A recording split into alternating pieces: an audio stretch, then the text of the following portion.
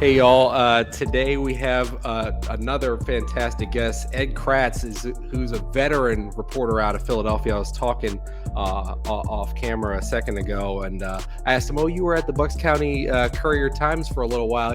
Yeah, quite a while. He said 23 years. Ed, tell the people about yourself a little bit. Yeah, well, I mean, I've been in the business a very long time. I guess, really pertinent to this, it's my 12th year on the Eagles beat full time. When I was at the Courier Times, I was like the third guy. So, I got to go to the Super Bowl in 05 when they had it in Jacksonville and lost to the Patriots. And I've covered, the Phillies in the World Series when they won it in 08. And then when they lost it in 09 up in New York, I was again like the third guy. I covered the Stanley Cup Finals when the Flyers were there against the Blackhawks. Again, as like the second, third guy. So, full time though on the Eagles beat the last 12 years. I've been a couple different places prior to the Bucks County Courier Times. I was in Pittsburgh at the Pittsburgh Press. I started with the Philadelphia Inquirer, covering high schools. Went to the Pittsburgh Press, afternoon paper, eventually folded. And then I covered West Virginia Mountaineers football and basketball for several years in Morgantown. So, kind of been around a little bit there, Matt. No, that's awesome. That's awesome. Hey, so you said 12 years. Does that, if my math is correct, that's the year that Kevin Cobb was supposed to emerge as the Eagles starting quarterback. Was that your first year? It was. I remember it because it was Andy Reid's last year, right? Okay. I mean, I'm trying to think. I think it was Andy Reid's second to last year. I think they went 8-8 that year, and then they were 4-12. And then they hired Chip Kelly in 13. So I had 2 years of the sinking Andy Reid ship, and then I did Chip Kelly. And that's kind of how I remember it, is through the coaches. And then Doug Peterson, of course, and now here we are with Nick Sirianni. So I've been through, 5 coaches? Reid, Kelly, Peterson, Sirianni 4. So, yeah, that's kind of how I remember it. Yeah, Kevin Cobb, I think that was more Mike Vick, wasn't it? 2011. I'd have to go back. So as I remember it, it was that because they shipped Donovan out of town to Washington, saying that they were ready to move on because they had already picked Cobb and they were ready to move on. They kept Vick as the backup, and he gets hurt in the first game of the season against the Packers. Okay. The Eagles were wearing the Kelly green that evening, and Vick played out of his mind. Yeah. And then everybody was kind of blown away because nobody really expected the Eagles to really have a chance against those Packers. Right. And so we kind of stumbled into Vic being almost the league MVP that year. Yeah, I think Cobb was gone by then, man. And it all kind of runs together. But I thought Cobb got traded like after the 2010 season to Arizona. So 2011 was the first league start season. The start of the season was 2011 that you started. Right. Oh, okay. You're right. Okay. I'm sorry. Okay. Right. So that was the 4-12 season, I think. Yeah. Is that right? And then was it 12 they hired Kelly? It might have been 12.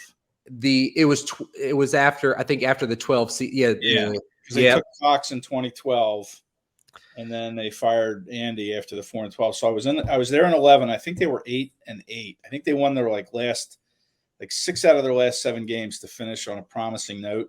So they brought Andy back, and they went 4-12, and then that was the end of that. Was that the dream team? Yes. Oh, okay. There we go. I think that's 11. I'm pretty sure that's 11. Yeah, absolutely. Vince Young. Ronnie Brown, and, just wasn't a good situation. Juan Castillo, I think, was about to get promoted from offensive line coach to defensive coordinator, and that was a mistake. And then we had Todd Bowles. I think Todd Bowles ended up coordinating the game and gets torched, I think, by Atlanta. Yeah, man, you're really pressing the memory buttons here, but it all kind of runs together, and I start really remembering a little bit more when Chip came in. I remember the 4-12, and that was a horrible year to cover the team. Nobody wanted to talk, and you could see it that was going to be the end of Andy Reid. And then 2013, they brought in Chip, and everybody thought he was the next great coming of the a Dick Vermeil type guy coming from college. Yeah. to renovate the game. And I'll give Chip credit. He did bring a lot of that sports science stuff with him. Oh The yeah. sleep studies, and he was pretty innovative, and stuff that he used kind of to start out is what the NFL is still using. So I give him some credit on some level, even though he failed as an NFL head coach. I think he was. It was merging his brand of football with having Michael Vick. He forgot that the players kind of put him in a position. The special talented players like a Vick, Macklin, Deshaun Jackson, LaShawn McCoy, these kind of offensive threats, you give you the firepower to come back and do a miracle in the Meadowlands, things like that. You can't pull guys off the block, you and I, Ed, and pull that kind of thing off. So yeah, it was I just remember Jason Peters, man. He was not having any of that Chip Kelly, up tempo practice stuff. He's like, I'm not doing this. He would get out of he would beg out of practice. He'd act, I don't want to say act like he was hurt, but he'd have some kind of injury, and he wanted nothing to do with that up tempo Chip Kelly style. He's like, Chip Kelly's treating these guys like they're teenagers, early 20s. Jason Peters is like a 33-year-old man. I mean, he's not gonna be down with any of this newfangled stuff that Chip was bringing on board. So, he didn't really have the players. He had a couple good years, won 10 games back to back, but, he didn't have a lot of player support, that's for sure. And he was kind of an odd guy, socially. But, again, I give him credit for bringing some of the stuff that the NFL is using today as far as sports science goes. Absolutely. And so you bring up the left tackle position. I saw some conversation and some pictures about Mailata and Garrett kind of getting together, and you wrote about that today. First of all, tell us about kind of the exchange from your point of view, and then also like what is it that Mailata, he seemed like he was really relishing the opportunity to butt heads with Myles Garrett. What does it seem like he's really trying to work on there? Well, I just think he wants to go against great players, because I think Mailata himself wants to be considered a great player at some point in his career. He's still new to this game, which is really remarkable. And it's kind of funny. Hassan Reddick, who joined the team in the offseason, he said after practice in Cleveland on Thursday or Friday, I can't remember which day. I just got back from Cleveland Saturday afternoon. Not sticking around for the game, but Reddick said, he just heard about Mailata never having played football until he arrived in the NFL. And, he never knew the backstory until he signed with the Eagles. But, I think what he wants to work on is just he wants to see all sorts of different pass rushing styles. Like Garrett is an accomplished pass rusher, 58.5 sacks, 26 years old. I mean, this guy is as good as it gets from a pass rush standpoint. And he doesn't have one move, I'm pretty sure. I haven't studied Garrett, but to get that many sacks, he's probably got, 5 or 6 different moves that he uses. And, for Mailata, that's like, let me see him, man. Bring him on. Let me learn how to block every single style you have, because I want to figure out how to do it. I want to figure out how to block against it. Whereas with someone like Hassan Reddick or, some of the other guys, the Eagles have these speed guys like Patrick Johnson, and even Kyron Johnson had a pretty nice sack in one of the team drills against the Browns on Friday. These guys are just speed guys that try to get around the edge on you. That's their strength. So, Mailata, I'm sure, has had a lot of work doing that, kind of out on that island, picking up that speed game, getting off the snap count as quickly as you can. That's his advantage. Try to hit that snap count right as soon as it starts, to get that jump for the outside rushers. But Garrett will give you everything in the world, man, to work on. So, Mailata, he wants to see it, man. He was bummed out that Garrett didn't practice on Thursday. He had missed a couple days due to personal reasons. Myles Garrett did. And Jordan said, it's kind of a bummer, man. He was looking forward to, blocking against him. Would have been a heck of a day, he said. But, didn't happen. They had a few reps against each other on Friday. They won't play against each other on Sunday. So this was his chance to see one of the best pass rushers in the NFL, if not the best. Yeah. That's what the whole time you were speaking there, I'm kind of thinking from a defensive end, at least from a defensive end point of view, guys who don't start with their hand in the dirt, I've got to take him as the number one. If you start letting some of these kind of Micah Parsons-ish kind of guys get into the conversation, then it's a little more difficult. He's still way up there, but yeah, I'm glad that Mailata wants to go into, work with him. Mm-hmm. Yeah, I mean, he was bummed when he wasn't there, and yeah, you could argue that Garrett's not the first or the best pass rusher in the NFL, but man, you look at that body of work. He's just 26 years old. He's got 58.5 sacks. I mean, if he continues on that trajectory, he's going to be up there with the Reggie Whites and the guy from Pittsburgh or Buffalo, whose name I can't remember, the really good pass rusher. But yeah, he'll be in that stratosphere. He'll be up in the up 120s for sacks if he continues doing this. I mean, that's pretty phenomenal. Bruce Smith is who I'm thinking of from Buffalo. I mean, those guys were some of the best in the game to do it. And, we'll see where Parsons' trajectory goes. I mean, he had a good rookie year. We'll see how he continues to grow. But if you're looking for a guy that's done it over, he came in the league in 2017 as the first overall pick. I mean, this is his fifth year then, I guess. That's average about 15 sacks a year. He's at a good clip. Yeah. This is his sixth year. So that's pretty darn good, man, for somebody to come in and do that. So for my money, he's probably the best in the league at rushing the passer. Yeah, absolutely. So it seemed like things were friendly on that side, which is unexpected from the offensive line. But from the DBs and the wide receivers, it looked like it got a bit chippy there. Guys were standing over each other, making catches. Was that just social media and the way that sports coverage goes that kind of feeds into that, or was it legitimately chippy out there? No, it got pretty heated. It got very vocal from the receivers and the DBs, and it was cool to see. To get back to just circle back quick for Mailata and Garrett. Those two guys spent, it was a half hour after practice, and I'm leaving the field, and they're still out there talking. And Landon Dickerson is talking to Wyatt Teller. Wow. And Lane Johnson's out there with, talking with Myles Garrett and Jordan Mailata, and they're like exchanging tips. You see these guys, practicing technique against each other. I mean, it was pretty cool.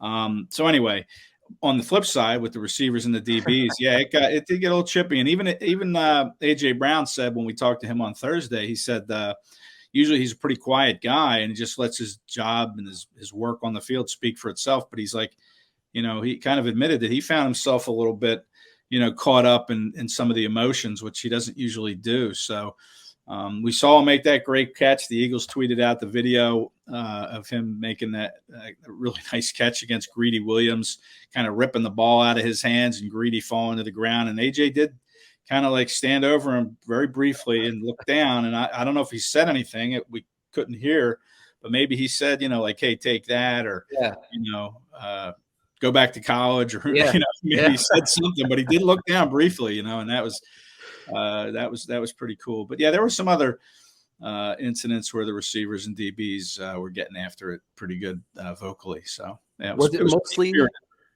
it mostly Devontae and AJ Brown, or was it Quez and Zach Pascal and all those guys and the DBs for Cleveland? They were getting after it. And listen, the Browns had a couple turnovers, a couple interceptions, and they whooped it up like, they just won the Super Bowl.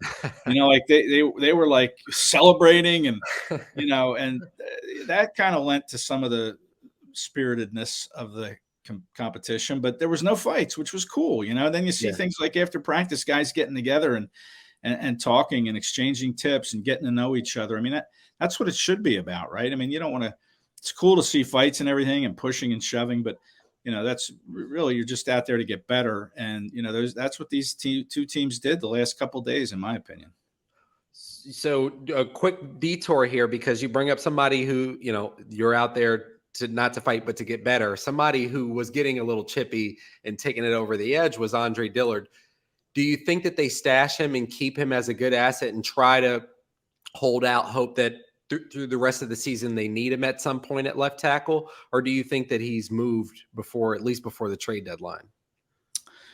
Yeah, Dillard got chippy in the last practice before they went to Cleveland, with his teammates. But yeah, I listen. Who would be the backup left tackle if something were to happen to Mulata, who's playing left tackle? I mean, LaRaven Clark, I don't think is as No. good as Dillard. Ooh.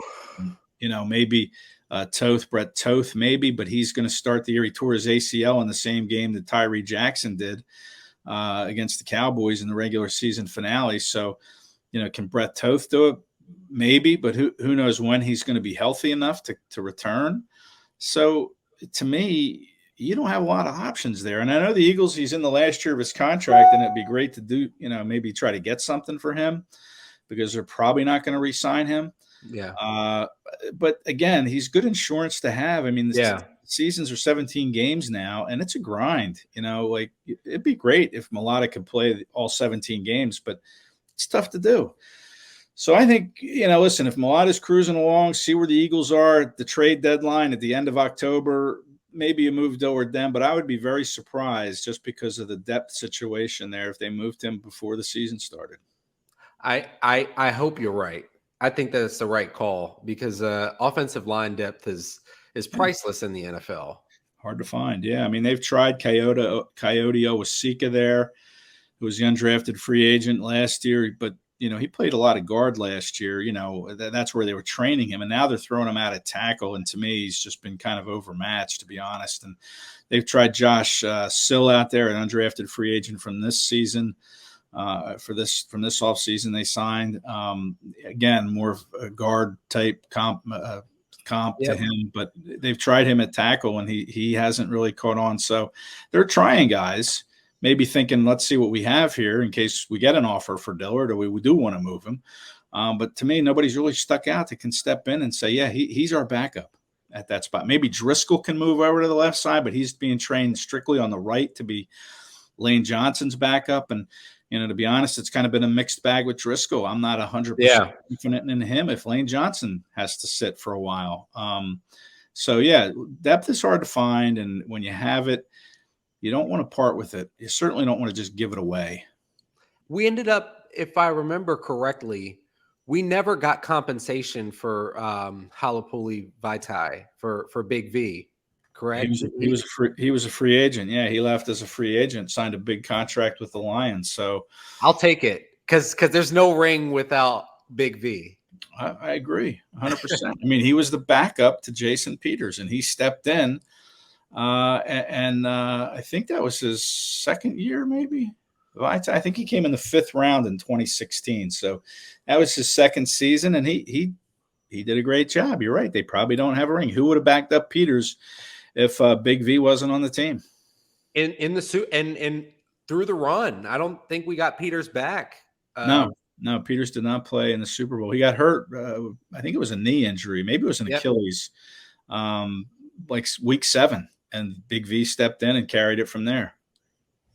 Yeah. So Birds fans, if you're listening or whatever fan, you gotta keep him because unless you're going to use some capital you have elsewhere to try to get someone else who you would trust. But at least Dillard knows the offense and you're familiar with him. He played well last year. Before his performance last year, I would hear it, but I think he definitely played at least starting level left tackle when he was forced to last year. Yeah, fans for some reason are down on Dillard. I think he's fine. I mean, I think he's a fine tackle. Was he worthy of a first-round pick? I don't know. But, I mean, I think the guy can play, and fans for some reason don't think he can. Maybe they saw him crying his rookie year. He got a little emotional on the field. And, I know him and Derek Barnett don't exactly get along, and that was one of the scrums that happened at practice was Barnett and him kind of went at it. So yeah, I think Dillard's fine. I mean, I don't understand why there's so much hate for the guy and they think he's a bust, but I think he's pretty good. And I think he's remade his body. He's a quiet kid, very introverted. Yeah, I think it would be difficult, in my opinion, if the Eagles were to trade him because you don't know who's going to back up Mulata. And if you're an Eagles fan who's hoping or observer of the game who wants to see the Eagles go far, there's Brett Toth at left tackle going up against, again, we're talking about Myles Garrett, we're talking DeMarcus Lawrence, guys that we're really going to be playing. Yeah, there's no run with that at that. No disrespect to Toth, no disrespect. So Yeah, and a Toth coming off an ACL. I mean, factor that in. It takes a while for these guys to come back from that sort of injury. So, that's another factor. He may very well be an adequate backup left tackle, but coming off an ACL, and who knows when he's going to come off of that ACL, when he's going to be ready. Yeah, it's just a big risk. Yeah. Yeah. So at another position, safety, but other than Marcus Epps, who's really jumped out on the field this year at that position? It's weird that there's kind of been some ups and downs from a guy like Kayvon Wallace, who former 4th-round pick. I think they're going to keep him. But Jaquaski Tart, the free agent they signed in the middle of June, he hasn't shown much. He's been working mostly with the third team. Didn't stand out against the Browns in practice. The other guy they traded for, who's being listed as a DB, maybe a slot corner, Ugo Amadi. Okay, from the Seahawks, correct? Yeah, they traded a J.J. Arcega-Whiteside for him, but I haven't seen him really do much. Again, he just got here last week. But, some of the other guys like Reed Blankenship, an undrafted free agent, he looks pretty good. And Jonathan Gannon really praised him when we talked to the defensive coordinator on Thursday. He likes him because of his versatility. He's not just a post safety or a box safety. He can do both. So, whether or not he's done enough to make this team, I don't know. And then, they're cross-training guys like Josiah Scott to play some safety. I think they're trying to get him to learn safety. He's a slot guy. They're also cross-training Andre Chachere, who I think has done pretty well, that I think he's going to stick. But really, how many safeties are you going to keep here? And are they going to go try and get one? I mean, I really think they need to go try to find another one. And I'm sure Howie's looking. So, yeah, I think the safety position is still a concern. Anthony Harris, doesn't really excite anybody, I don't think. I think he's steady. But, he's another year older. He's in his early 30s. Is he the answer? I don't, maybe the very short-term answer. Right now it's Harris and Marcus Epps. They're going to be your starting safeties. And then after that, who else do they keep? Maybe Chachere and Kayvon Wallace, and then Josiah Scott, kind of that swing guy between safety and slot. He's your next guy. But, to me, I think they need to upgrade it. And, they really haven't done that in the draft. I mean, they drafted Kayvon in the 4th round, but there have been some good safeties that have come into this league. And they could have gotten in the 2nd round or the 3rd round even, but they just haven't gone in that direction. So now, to me, it's probably the biggest weakness on this team. Without a doubt. And I prefaced the question asking, Marcus Epps playing well. I've heard he's played well. He had a great Friday practice, no doubt. I mean, there was concern with Marcus. He had the back. Yeah. He was listed with a back issue on, I guess it was Tuesday's practice, the final one before they went to Cleveland. He was out, and you thought, okay, well, how backs can be pretty tricky. You think, okay, how serious is it? But then Thursday he was bouncing around, looked pretty good. And then Friday he had a great practice against the Browns, broke up a couple passes, was around the ball a lot. So that was encouraging to see. Never has started before. So, this is going to be a new test for him, but I think he's going to be fine. I do. I think he'll do all right. It's just, who else do you got? I mean, it's going to be Harris, and then what? It's pretty thin at that position. And that puts extra pressure on the corners, and it puts extra pressure on Jonathan Gannon he's going to have to scheme things up a bit, because with all due respect to Anthony Harris, who at one point in his career was way at the top of his position, he's a box safety at this point, like a Landon Collins or someone like that. He's not flying around in the back half, so right. It's going to be problematic if we don't go. Well, you hope your corners can cover and your pass rush can get home. I think, that's kind of what's going to help those safeties. But, you got to be careful getting beat over the top. But Deshaun Watson made a couple nice passes in the scrimmages over the top. He hit a couple. He threw a couple way long. He was way off with his timing, but he made a couple plays deep over the safety. So a little concerning. The Gannon likes to play and keep everything in front of you. So if they're starting to get beat over the top, then it's a concern. Just a little concerning. Yeah, definitely. So when I saw it, first off with Devin Allen, what I've seen from him with the shoulder pads on, I've likened it to soldiers when they're training. It kind of weighing him down. He does not look lightning fast. Is that just me, or is that what everybody else is seeing? Well, it doesn't. I mean, Tyreek Hill, when you see him move, man, it's like, man, that guy's fast. Like you haven't seen the speed from Jalen Reagor. He's supposed to be a speed guy, but yeah, you haven't seen it from Devin Allen. I will say you saw some hurdling from Devin Allen in Cleveland. He was working as a gunner, and he kind of knocked the guy down, and then he hurdled him, jumped over him, and there was a Brown waiting there, and the whistle blew, and the Brown guy kind of just hit him a little bit with the shoulder. Took exception to that, and Allen just kept on running. But so we saw his hurdling skills on display, but his speed, to me, you're right, and it could be too, Matt, that he's still kind of. It's been 6 years or 5 years since he's played football. I mean, he could just be doing more thinking at this point to try to figure out his route running, where he's supposed to be, how he's supposed to make this route look. So he's not playing with that instinct yet. No. That will allow his speed to show. He's doing a little bit more thinking. So that could be a reason for that as well. So I'll ask it together. Do you think Covey and or Allen make the team? Well, if one of them does, and I think Covey would have a leg up here. Oh, yeah. Covey's done he did some nice things against the Browns, second team work, didn't get any first team reps, but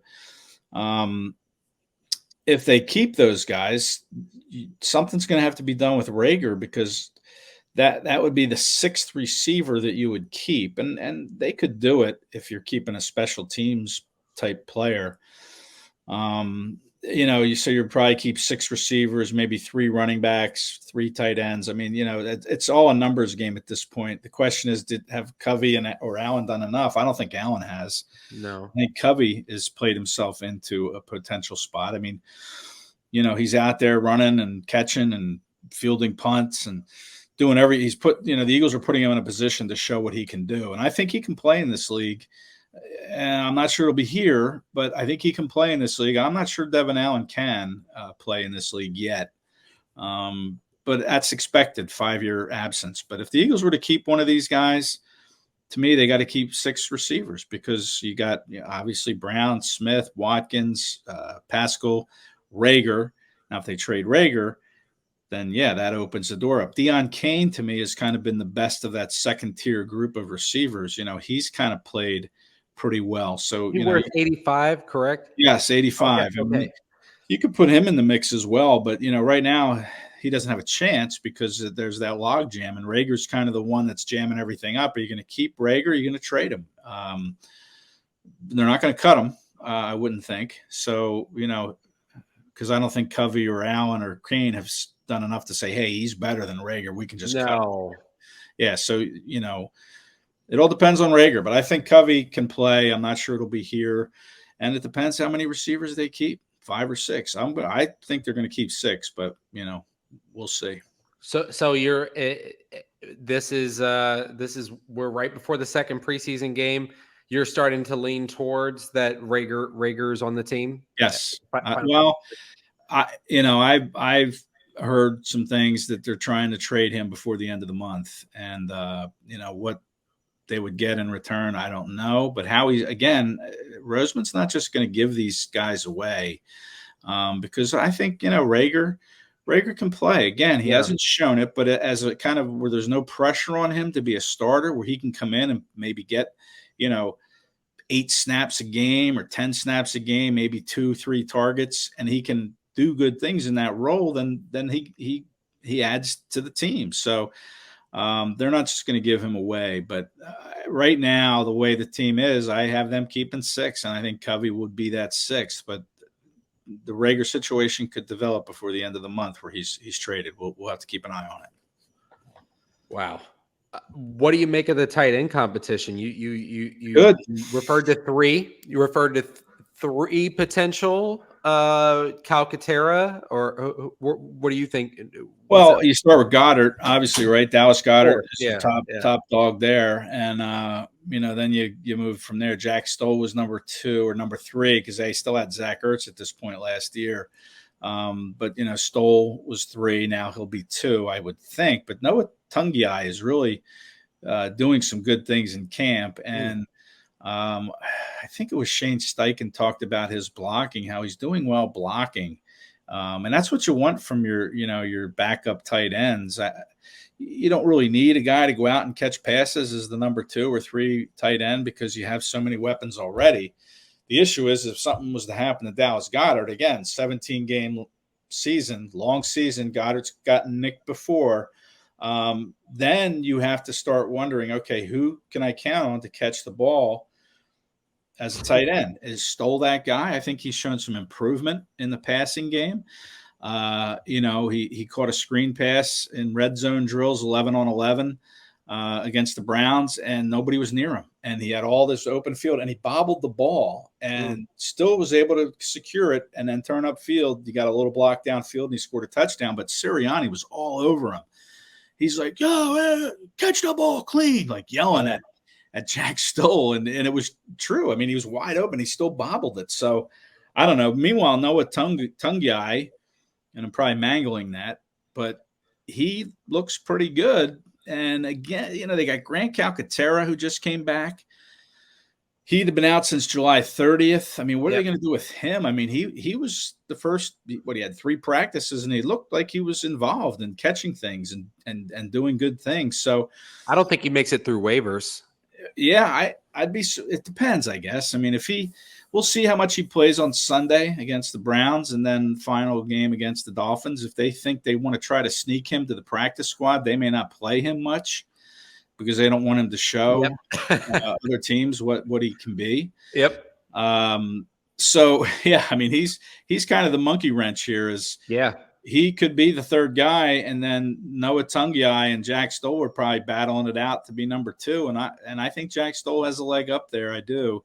And I feel like there's somebody. And then Richard Rodgers. Yeah, reliable. Unlike your Rodgers without the D. Yes.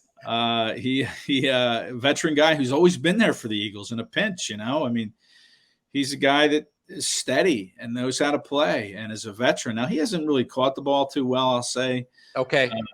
So I think he'd probably be cut, but I think they keep 3 tight ends. And they get Tyree Jackson. I didn't even mention him. He's on PUP. He's recovering from the ACL. Is he going to be put on IR and then maybe brought back in October, November? We'll see how things are shaking out at that point. But, he's a guy that was the talk of training camp last summer. And then he hurt his back, and then he tore his ACL in the season finale. So he's not a guy that's going to factor in. Yeah, he's not going to factor in at the end of August. He'll be placed on PUP or IR or somewhere. But he's another guy. But I think they keep 3. It's the most fascinating position group. Safety is scary. Wide receiver is mostly exciting, kind of interesting on the back end. Tight end is legitimately intriguing because I don't know how much separates those guys. Obviously, other than Dallas Goedert. Dallas Goedert, near all pro, but the rest of the group, I'm not sure who's if everybody ranked them, how many people's rankings would be similar. Yeah, I think it's going to come down to blocking for your set. And Jack Stoll proved he can do that last year. Oh yeah, big time. That's all you need. I mean, your 12 personnel sets. So you need a guy to block, and like I said, how many targets is a backup tight end going to get with Smith, Brown, Goddard, Sanders / Gainwell? I mean, how many times are you going to throw your backup tight end the football? Not many. So it's going to come down to who they feel most comfortable with blocking. Well, somebody else that they could be throwing the ball to has been rumored, and they were in joint practices with the Eagles. Kareem Hunt. What are your thoughts on that situation? Do you think that the Eagles have interest? Do you think that they do it? Well, I think they're kicking the tires. Man, would he come and play? I mean, he's not happy in Cleveland because of the contract. Yep. He wants to be paid. And would he be happy coming to an Eagles team and just not getting paid? I mean, I don't think so. And then what about Miles Sanders? How happy do you think he would be? Who he's looking for a contract extension. Then you'd have a Hunt looking for a contract extension. I mean, to me, it would kind of be, I don't know, you'd be opening up a can of worms in the locker room there if you brought him on board. And then what are you going to give up to get somebody if he's playing on the last year of his contract? You know, I mean, if you're going to trade for Kareem Hunt, you're going to have to give him a deal. And the Eagles, I don't think really want to pay a running back what he is probably going to be looking for. So he's not happy in Cleveland with no money or last year of his contract. Is he going to be happy in Philadelphia on the same contract? I don't think so. But it's intriguing, and they could certainly use him. But to me, I would be surprised if it happens. But stranger things have happened. Kenny Gainwell has not looked real good. That's what I've heard, unfortunately. Yeah, Jordan Howard's not going to ride to the rescue this year. So what do you have? You have Boston Scott, Jason Huntley, Kennedy Brooks. I love Boston Scott, but none of those guys really excite me, to be honest. I mean, it's another after the safety position. That's probably the next position that Jason Huntley was missing. He had good stats when you look at the stat line, but watching the first preseason game against the Jets, he was missing so many holes. Yeah, it was amazing. He was leaving so much meat on the bone in a eating sense, you would say. I mean, yeah, you're not making me hungry, Matt. I just had dinner before I came on, so normally I'd be, drooling, once you start talking about food. But I'm full right now. But yeah, I hear you. Meat on the bone, man. Huntley did leave some meat on the bone, and he's again, I don't think you keep him on just because he can return kicks. And again, with the numbers game, I mean, you're going to keep 4 tight ends. Maybe they keep 4 and 5 receivers and 3 running backs. It's a tough call. But I don't think Huntley makes the roster. I don't. So your running back position is not real strong. If Gainwell doesn't figure this thing out and how to catch passes, I mean, Sirianni. And again, I wrote about this. I mean, he made 2 mental errors, according to Sirianni, in the 2-minute drill. He yelled after he, first of all, dropped a pass at the 3-yard line on a 1st and goal, dropped a pass. And then I think he ran a wrong pattern at some point, maybe on the 2. And made him scramble, I think. And Hurts had to scramble, and then, and then he threw it to him. He did catch one down inside the 1 that gave him 4th and goal from inside the 1, and then they threw a touchdown to Goddard in that final series. And I wrote about the final series. But I think there was a pattern that was run. Maybe it was on 2nd down that he ran the wrong way, and Sirianni just unloaded on him. 2 mental mistakes in the 2-minute, get out. Yeah. Gainwell tried it off. So that's concerning, and Kareem Hunt would make them better, but it's a tough fit, to be honest. It really is a tough fit because you have 2 backs that both want money and you're not going to pay. Right, and then you're going to be dividing carries and snaps with them, and you still got to work Gainwell in. And then what about Boston Scott? I mean, it's just, to me, it would create a lot of tension. And again, unless the Eagles are going to be willing to pay him, I don't know, what do you think he wants? Like, I don't know, $28 million over 3 years, or 24 9 per. I don't know. I can't see them doing a 9 per kind of contract. I can't either. I mean, this is not. Ever since DeMarco Murray, they've said, we're not doing this anymore. Now, they could trade Rager for him straight up, 2 players on expiring contracts, right? But again, I don't think Hunt's going to be happy with that. He's not happy in Cleveland. I don't think Miles Sanders will be happy with that. He's hoping to be the bell cow. He wants 1,000 yards. He wants 400 yards receiving. He wants a new deal for a lot of money. And so does Kareem Hunt. So I don't know. Tough fit. It really is. If you're playing fantasy football, of course you want Miles Sanders and you want Kareem Hunt. That's not what you got to play with salaries. These are real human emotions that are caught up in this. Yeah. It's And then there are other things, of course. But do you so you think that they probably try to pick someone else up, or we try to convince Jordan Howard to ride to the rescue again?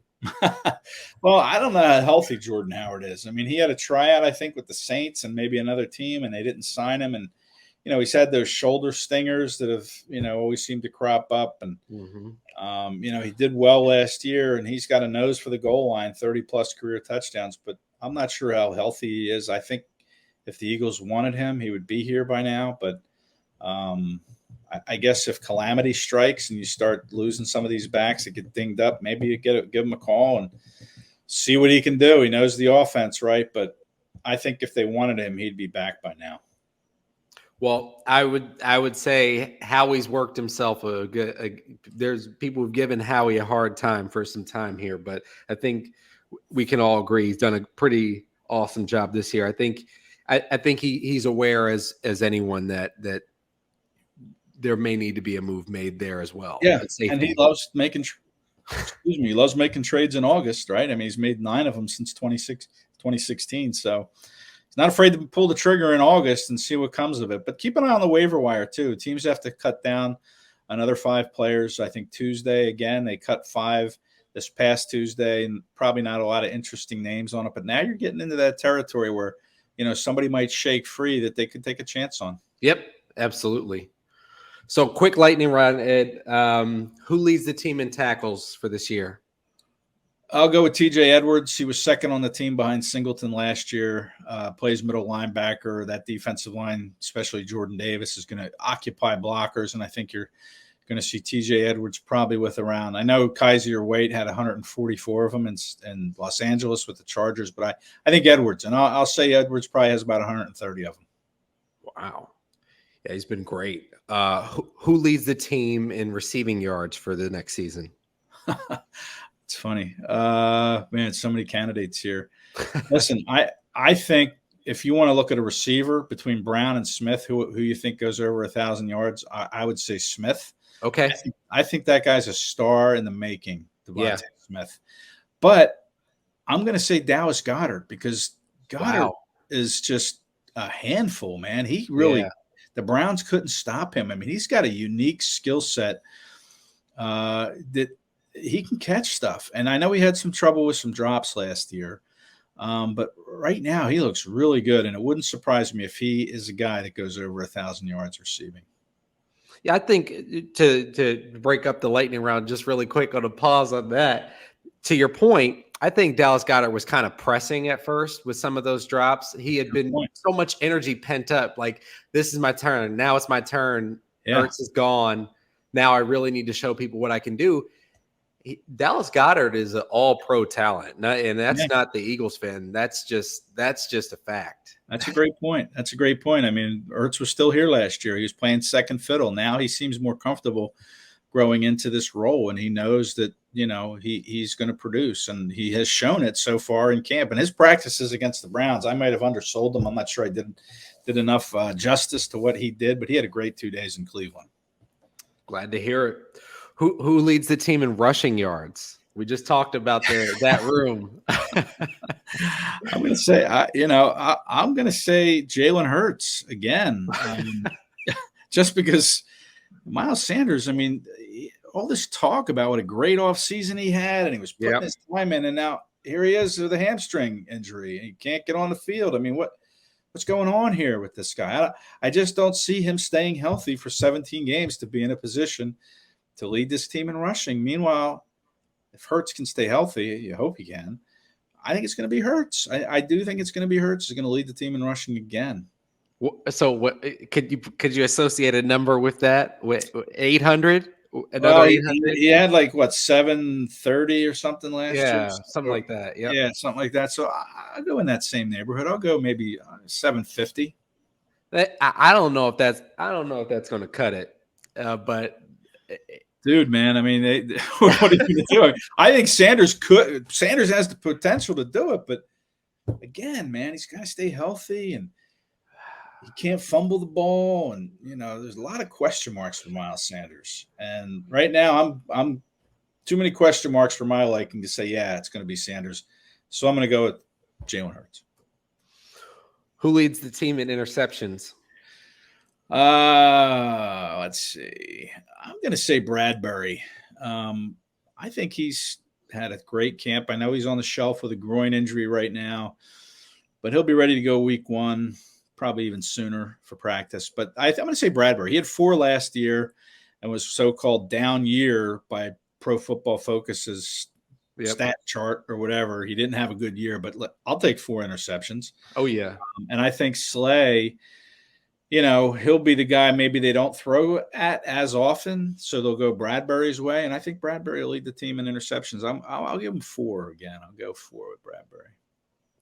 So you said TJ Edwards for tackles. Are you going TJ Edwards for tackles for loss as well? No, I'll probably go with the defensive lineman there. And listen, you're not going to save this tape, are you? For like the end of the year, you're not going to dust it out and say, "Look how wrong Kracz was." We're all wrong. Everybody save everything we say, and then we're dead wrong. Yeah, tackles for loss. It's a tough one. I'm going to say I'm going to go with Fletcher Cox. Okay. I think old Fletch is playing for his future here. He's on that 1-year contract now. He's motivated. He's got a second year under Jonathan Gannon. I think they're kind of on the same page now.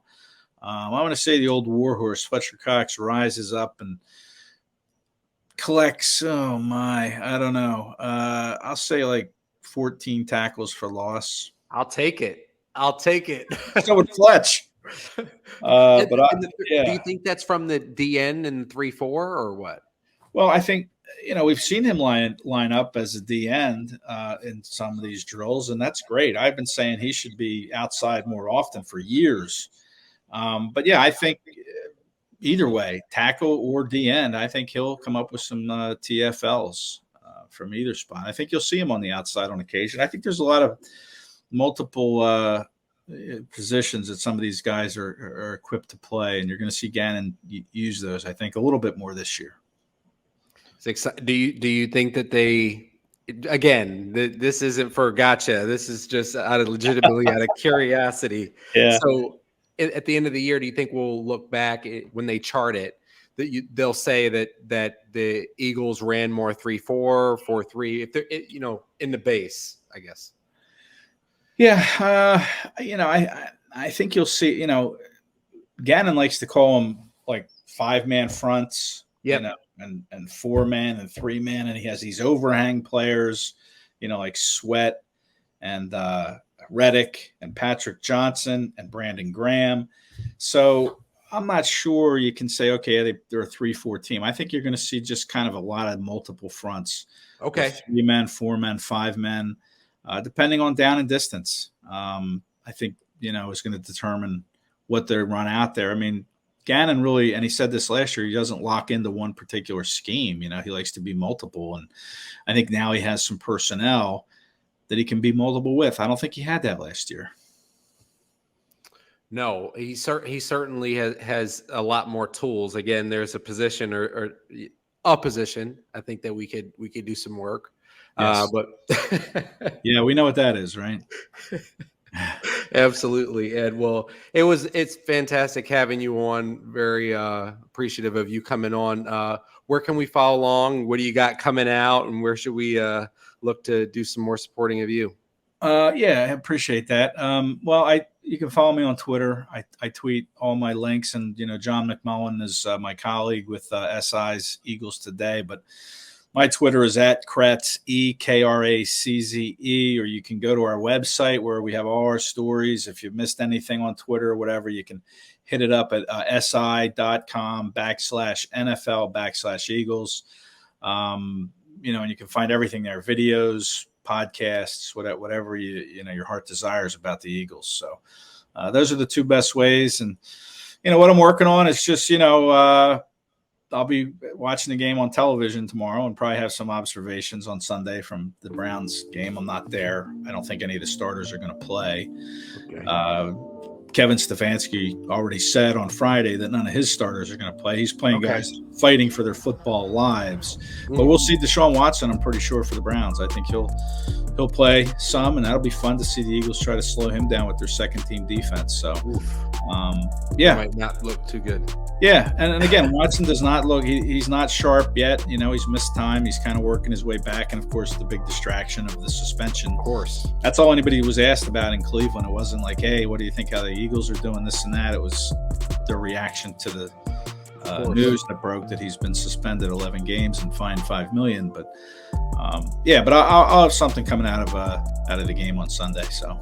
Awesome. Well, I'll be putting that out on the retweeting you on it's mention MENTIONPOD mention pod, and on my personal account is Politidope POLITIDOPE. Appreciate y'all for listening, and Ed, I'll see you soon.